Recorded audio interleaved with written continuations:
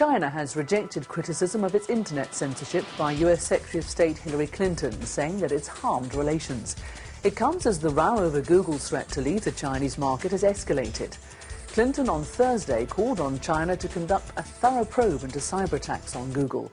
She also criticized what she said was Beijing's increasing efforts to control what its more than 380 million web users can use.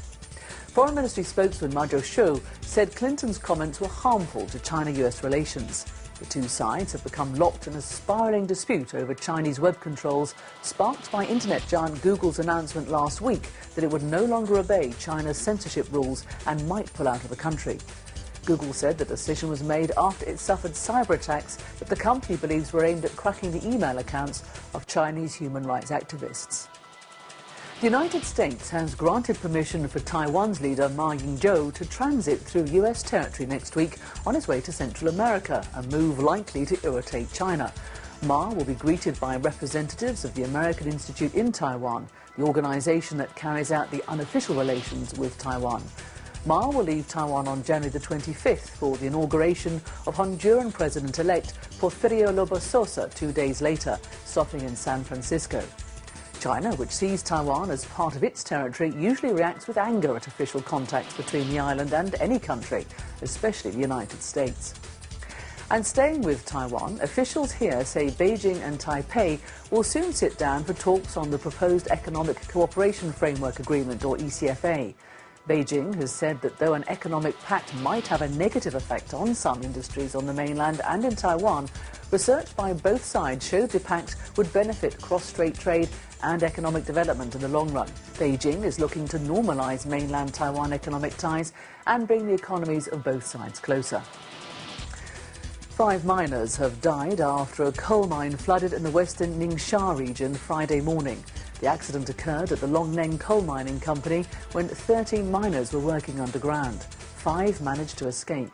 1 miner was rescued, and while 2 remain trapped underground. A rescue operation involving more than 100 rescuers and medical staff has been launched to try to save the 2 trapped miners.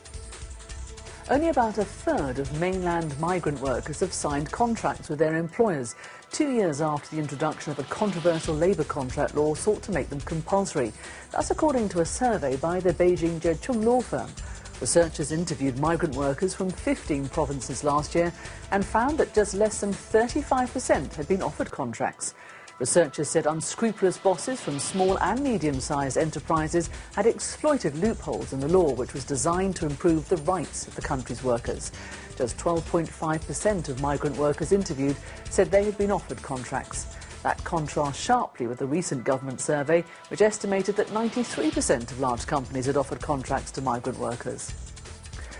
China created more than 11 million new jobs in urban areas in 2009, topping the government goal of 9 million. That's according to the Ministry of Human Resources and Social Security.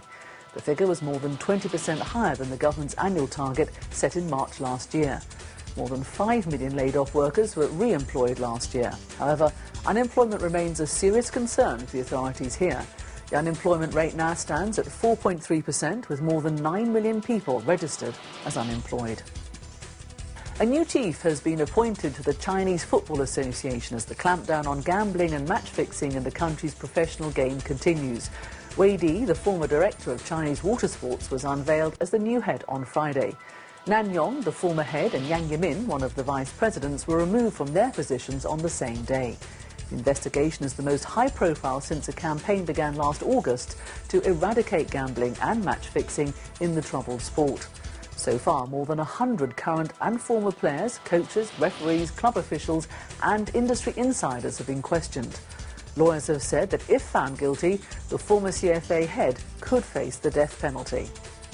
And that's the BON headlines for now, but we'll be back with more news after this.